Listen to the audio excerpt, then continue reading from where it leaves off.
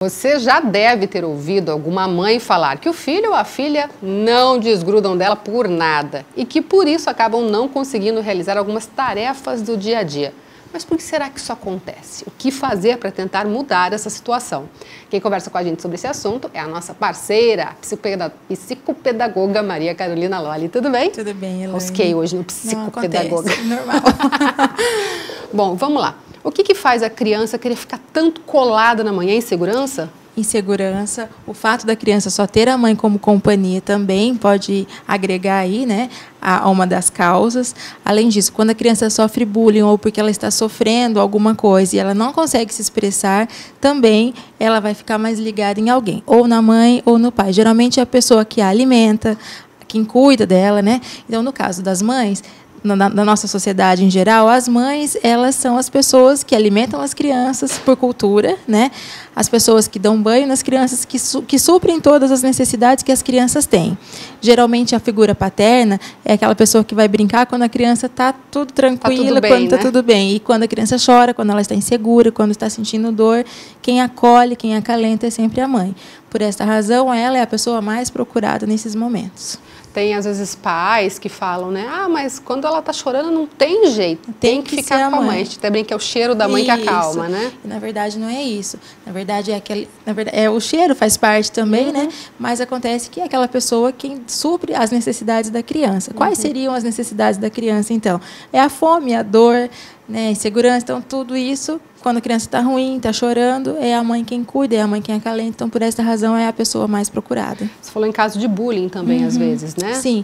Quando a criança está sofrendo e ela não consegue ou não tem a oportunidade de externalizar esse sofrimento que ela está sofrendo por algum motivo, geralmente ela se fecha e ela se agarra em alguém que ela confia. Talvez esperando intuitivamente, desculpa, aí hoje está feio. Talvez procurando intuitivamente aquele conforto para chegar ao ponto de falar com essa mãe sobre esse determinado assunto que está incomodando essa criança. Então, a questão da segurança é fundamental. Geralmente, como é a mãe que passa a maior parte do tempo com as crianças, é a mãe que resolve a maioria dos problemas, é a mãe, então, que estará aberta para resolver o problema que aconteça, né? E, geralmente, as crianças, talvez ela não tenha a abertura naquele momento para falar, ela está procurando uma oportunidade para falar. Então, ela cria situações para ficar mais perto dessa pessoa, para daí, quando ela sentir que o campo está limpo, né, ela contar sobre aquilo que está afligindo. Agora, isso pode chegar em níveis muito extremos, Sim, né? Tem mães que não conseguem fazer nada, que as crianças são totalmente dependentes, né? Tem criança que tem 7 anos, 6 anos, não consegue dormir longe da mãe. Se a mãe sai de perto à noite, a criança acorda e não dorme mais, né? E isso também vai da rotina, vai das conversas, né? Tem mãe que também é super protetora, então ela pode ser culpada por esse sentimento de insegurança da criança e por todas dessas atitudes, né? Então, a gente precisa ponderar. Será que a minha criança está passando por um momento de dificuldade ou será que eu estou incentivando esse grude, entre aspas, né? Então, a gente precisa analisar cada caso para daí chegar a um consenso. Vou dar uma cutucadinha agora. Sim. Pode ser, por exemplo, que a própria mãe esteja insegura e por isso provoca isso na criança? Na maioria das vezes é isso que acontece. Tem criança, por exemplo, eu vou dar um exemplo prático e bastante comum, embora as pessoas acreditem que não é verdade quando eu comento. Tem crianças com 7 anos, 6 anos que ainda usam mamadeira, que ainda usam chupeta. Por que as crianças fazem isso? Justamente por insegurança. E se você comenta com a mãe que não está certo, que já passou da fase de tirar esses objetos, né? A mãe fala assim, ai, coitadinho, ai, é uma criança, ai, é o meu bebê. Não, ela não é seu bebê mais, né? Então, a mãe ela está instigando uma situação errada, né? Está fomentando que a criança passe a ser bebê, né? Está instigando que a criança não suba de fase, não se desenvolva, né? Então, isso é bastante complicado. Então, na maioria das vezes, quando a mãe não tem tempo para nada, porque a questão do tempo, ela é conversada, né? Ajustada. Enquanto a criança está na escola, você consegue fazer alguma coisa. Tem crianças que não conseguem nem ficar o período todo na escola, que a mãe precisa pegá-lo, sabe?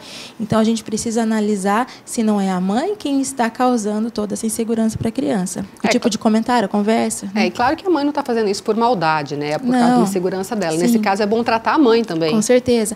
A mãe que terminou um relacionamento, a mãe que tem problema no trabalho, né, às vezes as pessoas têm problemas internos que não conseguem resolver sozinhas.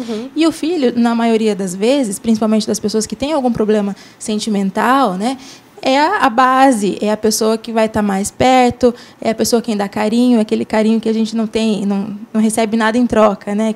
O carinho gratuito. Então, nesses casos, a mãe se apega tanto no filho que ela fica dependente também e torna a criança dependente dela, né? E aí dá para reverter tudo isso? Com certeza.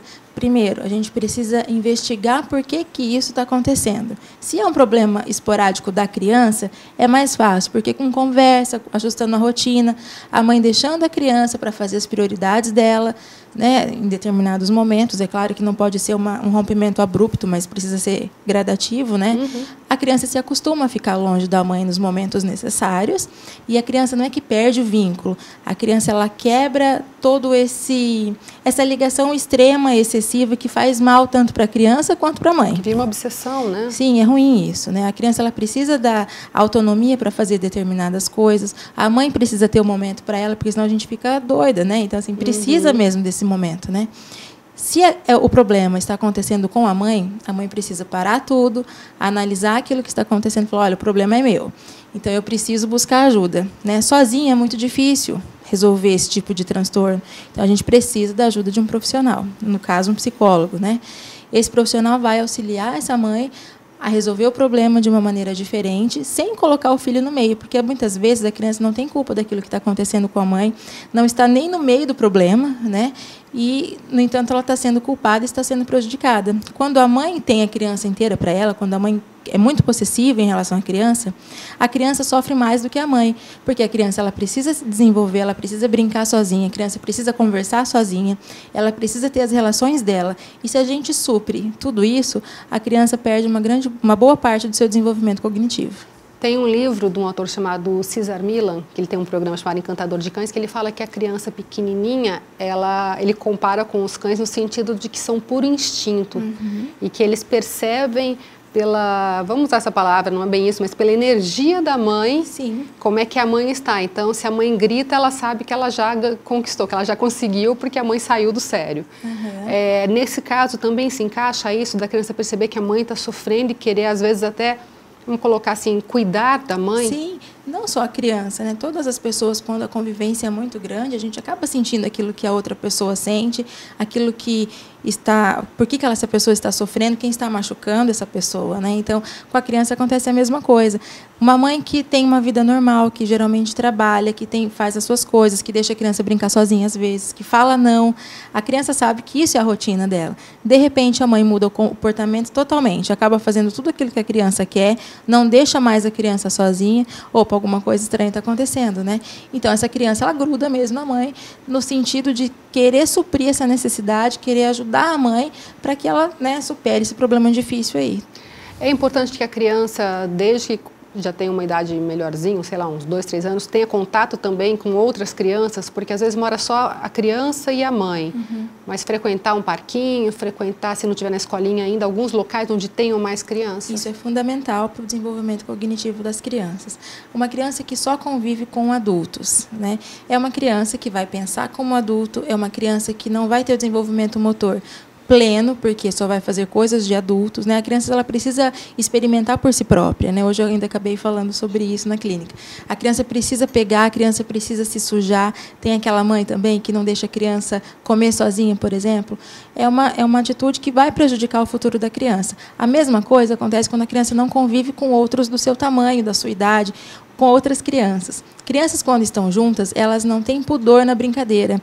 Então, a questão da criatividade, a questão da imaginação, o desenvolvimento cognitivo vai ser muito maior. É por essa razão que, antigamente, era obrigatória a entrada na escola das crianças com 6 anos, né?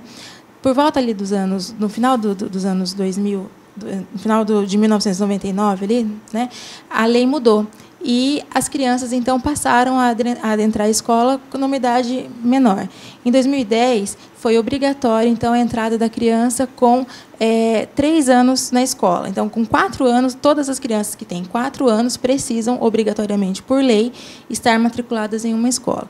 Isso por quê? Para favorecer o desenvolvimento cognitivo dessas crianças, para que elas tenham a oportunidade de, convivendo com outras crianças, né, construir, então, o seu conhecimento.